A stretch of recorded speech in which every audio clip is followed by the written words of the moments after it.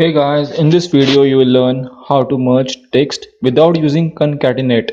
We'll use AND function. We'll first select the first name, then put and then the second name. We haven't put any space between the first and the second name.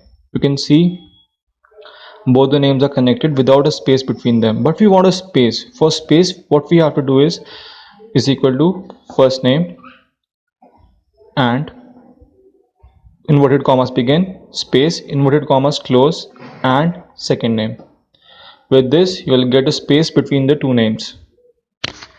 Now we'll use a fill handle to copy the formula below. Similarly, you can add a domain name at the end of the name. We'll use is equal to first name. We don't want a space between first and second name, so v2 plus c2 plus inverted commas @yahoo.com, whatever the domain name is. You can see we get a name without any spaces and a domain name is added at the end.